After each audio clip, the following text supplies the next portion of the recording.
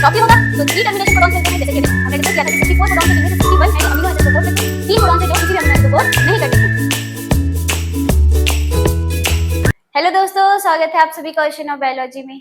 I hope आप लोग बहुत बढ़िया होंगे, पढ़ाई कर रहे होंगे और खुश होंगे बहुत। लास्ट लेक्चर में हम लोगों ने पढ़ा था ट्रांसक्रिप्शन। आज हम लोग पढ़ेंगे जेनेटिक कोड के बारे में। जेनेटिक कोड हमें ये बताता है कि कैसे डीएनए से आरएनए और आरएनए से जब प्रोटीन बनाई जा रही है तो कौन कौन से सीक्वेंसेस हैं which is responsible for the coding of the amino acids. अब क्वेश्चन अराइजेस हियर कि कहाँ से कैसे आ गया अमीनो एसिड, कहाँ से आ गया। हम तो पढ़ रहे थे डीएनए के सीक्वेंसेस जहाँ पे न्यूक्लियोटाइड्स थे, फिर उन्हीं न्यूक्लियोटाइड्स से बनाए गए एमआरएनए बनाए गए, आरएनए के सीक्वेंसेस बनाए गए। कहाँ से आ गया अमीनो एसिड्स, तो इसी के बारे में हम पढ़ेंगे आज। Let's start. जैसे कि हम लोग जानते हैं सेंट्रल डोग्मा में क्या पढ़ा था हमने अभी तक, डीएनए से आरएनए, और इस प्रोसेस को कहा जाता है रेप्लिकेशन। डीएनए से डीएनए बनाने को कहा जाता है रेप्लिकेशन, और डीएनए से आरएनए जब होता है तो उसको क्या बोलते हैं, ट्रांसक्रिप्शन। ये लास्ट लेक्चर में हमने कंप्लीट किया।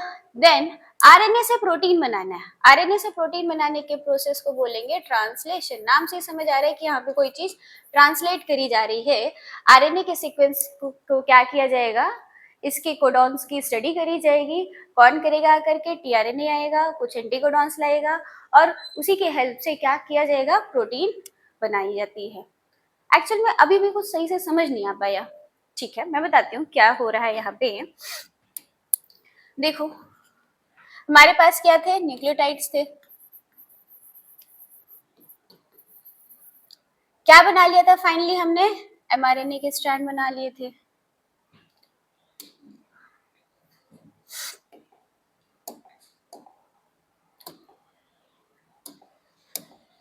एमआरएनए की स्ट्रैंड बन गई थी हमारी। एक सेकेंड, यस, ये हमारा एमआरएनए जिसमें 5 प्राइम और ये 3 प्राइम। इस पे क्या थे, सीक्वेंसेस थे। For example A you see सी जी ए सी और जी, ठीक है, ये सीक्वेंसेस पाए जा रहे हैं सपोज। अब इन्हीं सीक्वेंसेस को यूज करते हुए प्रोटीन बनाई जाती है। प्रोटीन कैसे बनाई जा रही है, क्या होता है, टीआरएनए आएगा,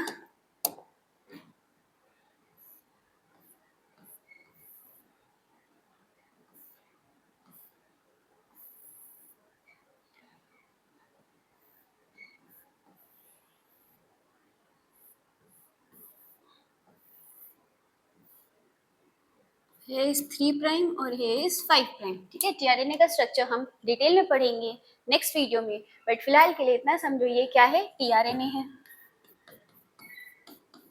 और ये क्या बना है, एमआरएनए की स्ट्रैंड बनी है। साथ ही साथ क्या आता है, ट्रांसलेशन में जब हम पढ़ेंगे सारी चीजें अच्छे से डिटेल में पढ़ेंगे। अभी मैं तुम लोगों को ये बताना चाह रही हूँ कि एक्चुअल में चल क्या रहा है। देखो ये क्या बना दिया, राइबोसोम। राइबोसोम की 2 सब यूनिट है, ठीक है।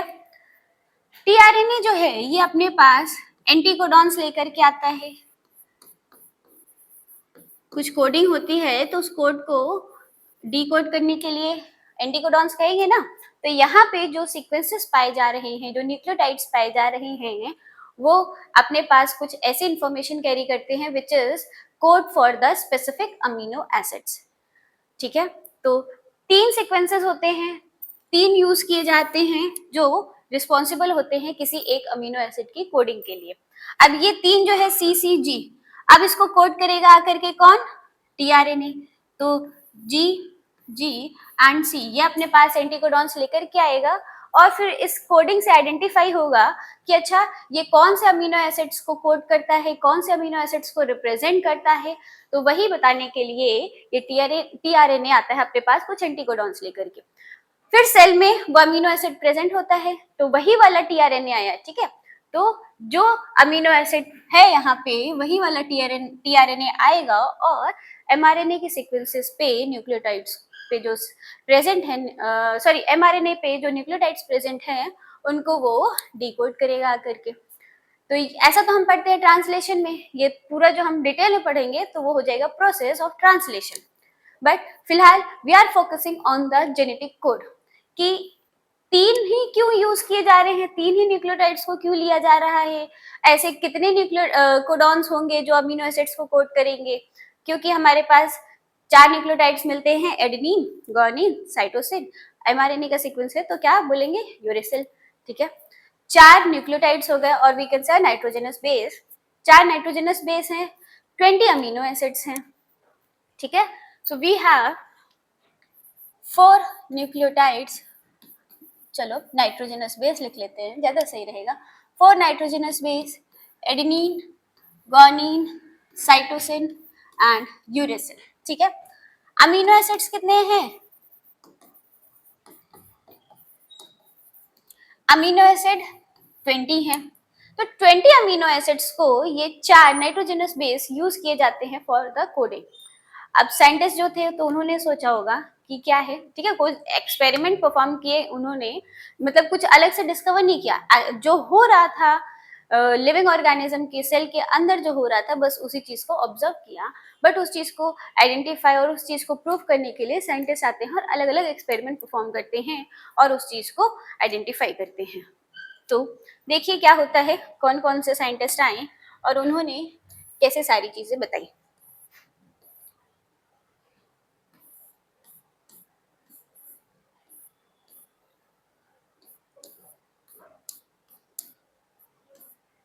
यस, ये रहा। सो जेनेटिक कोड ये टर्म दिया था गैमो ने 1954 में। ठीक है, टर्म जो दिया genetic code given by गैमो। Triplet nature होता है, 3 यूज किए जाते हैं, 3 लेटर्स यूज किए जाते हैं, वो किसने दिया, क्रिक ने। और डेसिफरिंग और क्रैकिंग यानी कि पूरी सारी चीजें बताने के लिए जेनेटिक कोडॉन में कि कितने कोडॉन्स बन रहे हैं, कौन सा कोडॉन कौन सा अमीनो एसिड को कोड कर रहा है, वो कंप्लीट इंफॉर्मेशन हमें देते हैं ये scientist, that is Marshall Nirenberg, Heinrich Matthaei, Hargobind Khorana ने। ठीक है, इन तीनों ने अपने अपने अलग अलग एक्सपेरिमेंट परफॉर्म किए। जैसे कि मार्शल नीरेनबर्ग एंड हेनरिच मैथे ने क्या किया, सेल फ्री सिस्टम। ठीक है, सेल फ्री सिस्टम यानी कि इन्होंने जैसा सेल में एनवायरनमेंट है वैसा ही एनवायरनमेंट क्रिएट किया लैब में अपने, और फिर वैसे ही प्रोटीन सिंथेसाइज करके उन्होंने देखा तो कौन कौन से अमीनो एसिड्स कोड हो रहे हैं, कौन से कोडॉन से, तो वो सारी इंफॉर्मेशन इन्होंने बताई। हरगोबिंद खुराना ने, इन्होंने भी अपने एक्सपेरिमेंट के थ्रू बताया। इनका एक्सपेरिमेंट करने का जो तरीका था वो क्या था, होमोपॉलीमर और कोपॉलीमर को यूज करते हुए, यानी कि एक जैसे ही सीक्वेंसेस ले लिए या फिर 2 सीक्वेंसेस लिए और फिर देखा कि कौन सा अमीनो एसिड कोड हो रहा है। फॉर एग्जाम्पल जैसे कि उन्होंने ले लिया G U G U G U G U G U G U G. ठीक है, तो 2 उन्होंने नाइट्रोजनस बेस लेते हुए उन्होंने देखा कि जी यू जी से बन रहा है वेलिन, यू जी यू से बन रहा है सिस्टीन, जी यू जी से बन रहा है वेलिन। तो इसी तरीके से उन्होंने आइडेंटिफाई किया होमोपॉलीमर यानी कि एक जैसी सीक्वेंसेस को लेकर के। कैसे, देखो यू यू यू से क्या कोड किया जाता है, फिनाइल एलेनिन। ठीक है, सो फिनाइल एलेनिन कोड किया जा रहा है, एक जैसे ही सीक्वेंसेस डाल दिए जाते हैं और उससे देखा जाता है कि कौन सा अमीनो एसिड कोड हो रहा है। तो 3 यू से, ठीक है, फिनाइल एनिलीन, 3 से फिनाइल एनिलीन, और ऐसे ही ए डाल के देख लेंगे, यू डाल करके देख लेंगे, बना करके जी बना करके देख लेंगे कि कौन कौन से अमीनो एसिड्स कोड हो रहे हैं। फिर ऐसे करते करते क्या किया, सिंगल मतलब एक जैसे ही लेने के बाद फिर क्या किया, 2 ले लिए, जी ए जी ए जी ए जी। ठीक है, तो 3 सीक्वेंसेस लिए, फिर 3 सीक्वेंसेस लिए, फिर 3 सीक्वेंसेस लिए।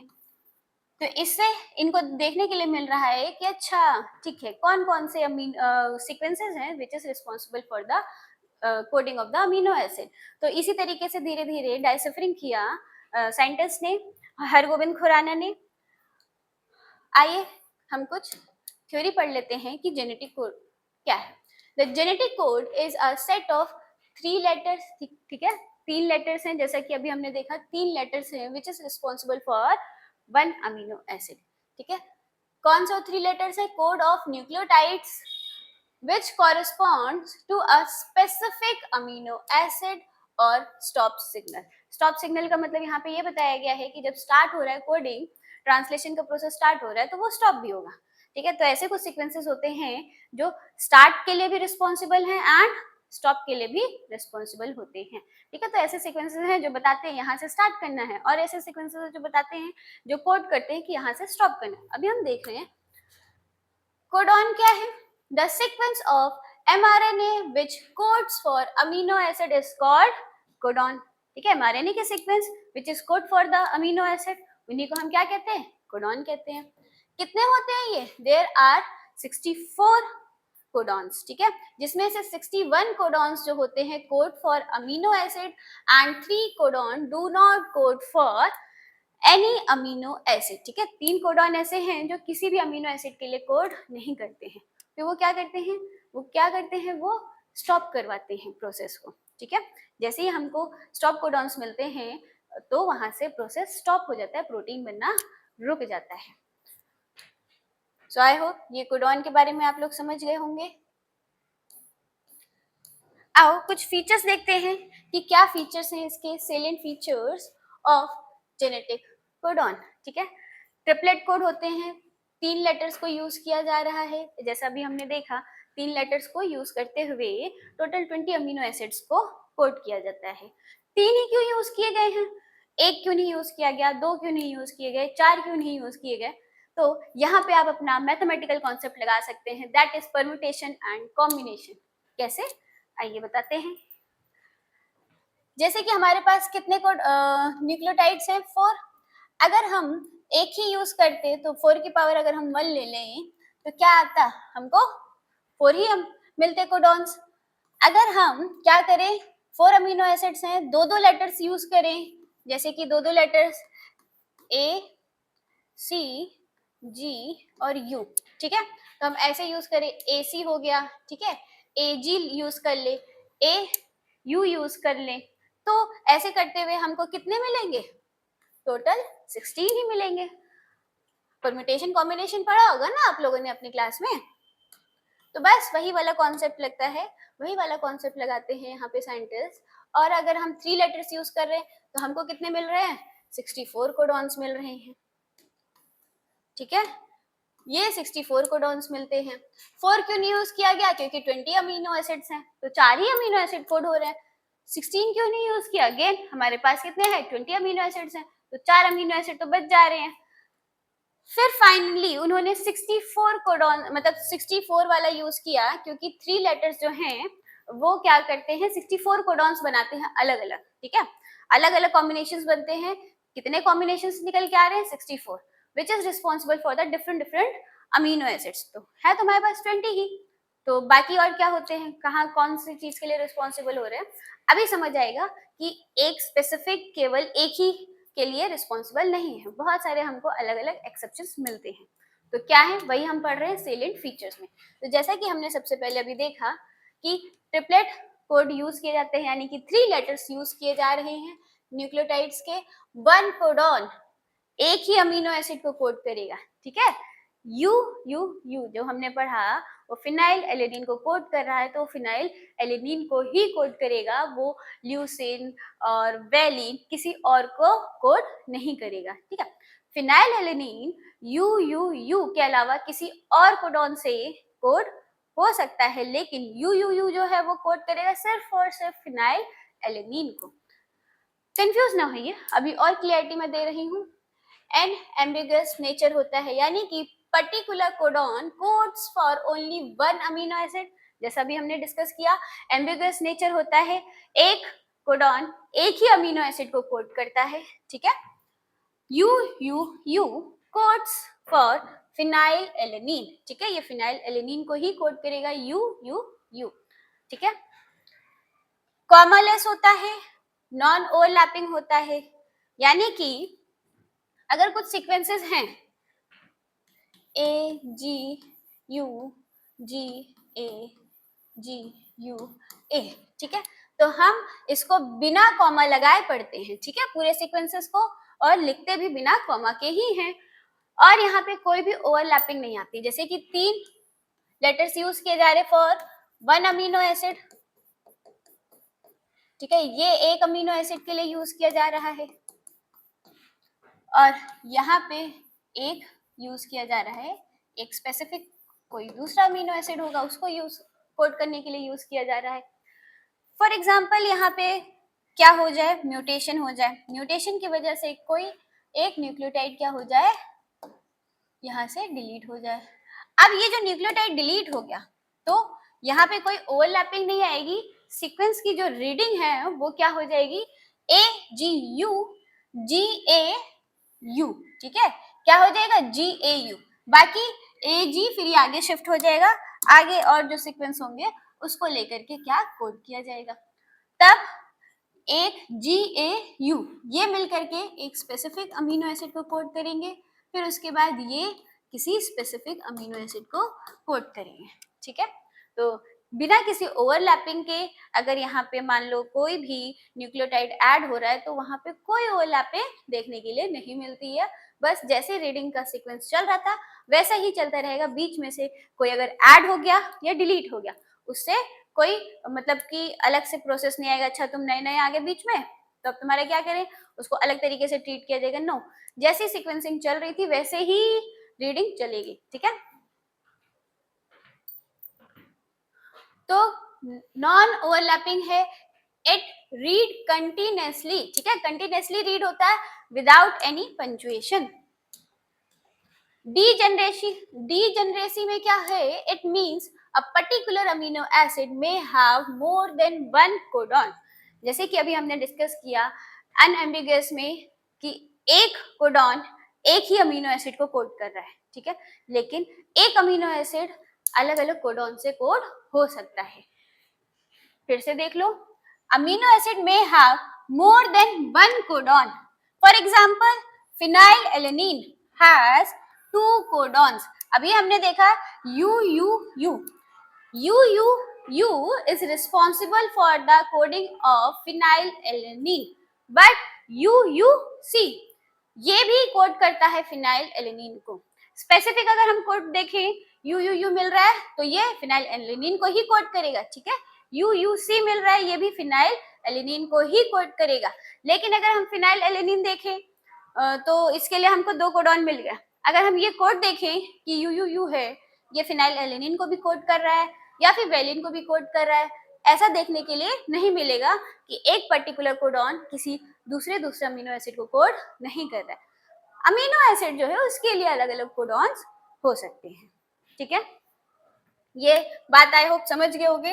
नेक्स्ट है first 2 bases of codon for the same amino acids are constant, यानी कि जो ये लेटर्स होते हैं स्टार्टिंग के 2 लेटर्स क्या है, कांस्टेंट है, third letter if will be change, क्या है, third base can be change, उसको हम क्या बोलेंगे, वर्बल हाइपोथेसिस, क्या कहेंगे, वर्बल हाइपोथेसिस, यानी कि 3 लेटर्स हैं, 3 लेटर्स जो हैं उनमें स्टार्टिंग के 2 लेटर्स क्या होंगे, कांस्टेंट होंगे, और उसके बाद थर्ड वन जो होगा वो क्या होगा, हमको चेंज होता हुआ दिखाई देगा। मैं ये बता रही हूँ with the structure, just a second, ये देखो, ये जो वर्बल हाइपोथेसिस है इसमें हमें ये पता चलता है, हालांकि we will take this detail part in the next lecture, but अभी के लिए इतना समझो कि ये वर्बल हाइपोथेसिस जो है इसमें हमें ये पता चलता है कि लास्ट वाला जो कोडॉन है उसमें हमको चेंज मिलती है, वेरिएबिलिटी मिलती है, कांस्टेंट नहीं होता है। देखो कैसे, जैसे कि जी कोड करता है किसके साथ, साइटोसिन के साथ, ठीक है, ये हमें पता है कि वॉटसन एंड क्रिक ने बताया कि जी जो है वो कोड करता है किसके साथ, साइटोसिन के साथ, वो भी अच्छा ठीक है कोडॉन रहने दो, इट कोड्स विद द मतलब it complements with the cytosine. Adenine जो है ये यूरेसिल के साथ कॉम्प्लीमेंट होगा, गोनिन जो होता है ये किसके साथ होता है, साइटोसिन के साथ, बट यहाँ पे चेंज हो सकता है, यहाँ पे अगर मान लो साइटोसिन नहीं है, ठीक है, यहाँ पे अगर एडेनिन है तो ये इसके साथ क्या कॉम्प्लीमेंट शो करेगा, तो इसी को कहते हैं वर्बल हाइपोथेसिस, स्टार्टिंग के 2 सेम होंगे जो हम लोग पढ़ते हुए चले आते हैं कि एडेनिन जो है वो किसके साथ बॉन्ड बनाएगा, किसका कॉम्प्लीमेंट होगा, यूरिसिल के साथ। गुआनिन किसके साथ होगा, साइटोसिन के साथ with the triple bond. But यहाँ पे हमको स्टार्टिंग के जो दो बेस पेयर्स हैं वो कांस्टेंट है। कांस्टेंट बोलने का मतलब जैसा हमने जो कॉन्सेप्ट पढ़ा हुआ है एग्जैक्टली वैसा ही। A makes double bond with the uracil, guanine makes triple bond with the cytosine. But third one में क्या हो सकता है, चेंजेस देखने के लिए मिलते हैं। ठीक है, तो क्या है इसमें, क्या क्या कैसे हो रहा है वो सब हम नेक्स्ट लेक्चर में देखेंगे। So our next salient feature is degeneracy। I hope समझ गए। पोलैरिटी जो होती है वो कैसे होती है, 5 प्राइम टू 3 प्राइम की डायरेक्शन में ही होगी। एमआरएनए की जो सीक्वेंस है उसको रीड करता है आकर के जो टीआरएनए, वो देखता है एंटीकोडॉन्स लाता है, वो कौन से सीक्वेंस में होगा, 5 prime to the 3 prime. Start codon जो है यानी कि initiation codon for polypeptide synthesis is AUG which codes for methionine. ठीक है, AUG ये स्टार्ट कोडॉन है। जहां कहीं से भी स्टार्ट कोडॉन मिलेगा वहां से स्टार्ट हो जाएगा, और हालांकि सबसे पहले अमीनो एसिड कोड होगा मेथियोनिन। ठीक है, स्टार्ट कोडॉन AUG जहां पे मेथियोनिन सबसे पहले कोड होगा। GUG codes for valine. ठीक है, हमको ये भी देखने के लिए मिलता है जैसे कि AUG स्टार्ट कोडॉन है वो क्या बनाएगा सबसे पहले, मेथियोनिन, वैसे ही वेलिन भी मिलता है। GUG जहां मिलेगा वहां से भी स्टार्ट होगा और अमीनो एसिड बनेगा valine.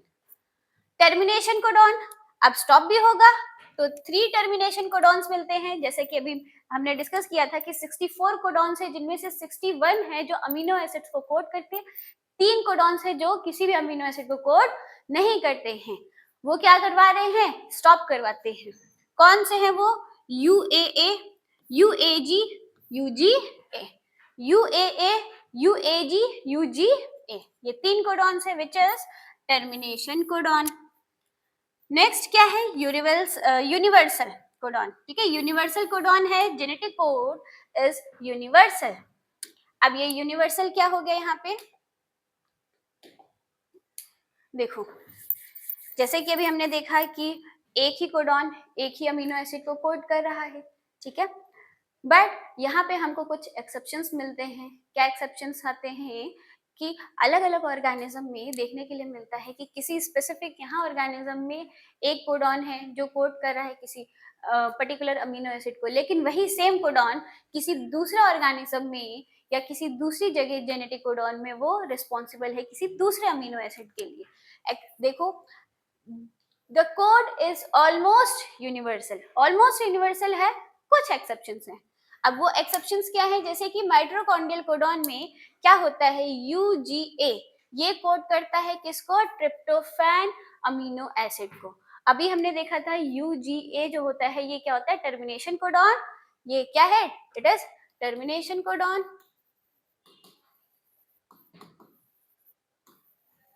But in mitochondrial genome, mitochondria में जो सीक्वेंसेस मिल रहे हैं वहां पे UGA कोड करता है किसको, कौन सा amino acid, that is tryptophan amino acid. दूसरा एक्सेप्शन AUA, AUA जो है ये कोड करता है मेथियोनिन को, जबकि हमें देखने के लिए मिलता है it is code to the isoleucine, but in the mitochondrial genome it codes to the methionine. which codon, AUA। तो this is the exception of universal codon. ठीक है, तो ये कुछ हो गए सेलिएंट फीचर्स। ये देखो टेबल 64 कोडॉन्स की, हम इसको कैसे बना सकते हैं, अलग अलग हम सीक्वेंसेस लिख सकते हैं। नाइट्रोजनस पहले लिख लो UCAG, ठीक है, फिर ऐसे लिख लो UCAG, फिर ऐसे करके लिख लो UCAG, फिर उसके बाद ऐसे बना सकते हो U, और ये U ले लोगे और फिर ये U ले लोगे। ठीक है, तो U U U एंड फिर उसके बाद U, फिर ये ले लोगे U और फिर यहाँ पे लोगे C। ठीक है, देन फिर U U and then A। ठीक है, U U and then G, हो गया U U तो U U U U U C, बोलने में कैसा लग रहा है यू यू यू, ठीक है चलो कोई नहीं, लेकिन यू यू जो है और यू यू सी जो है ये किसके लिए रिस्पॉन्सिबल है, कौन से अमीनो एसिड के लिए, फिनाइल एलेनिन के लिए।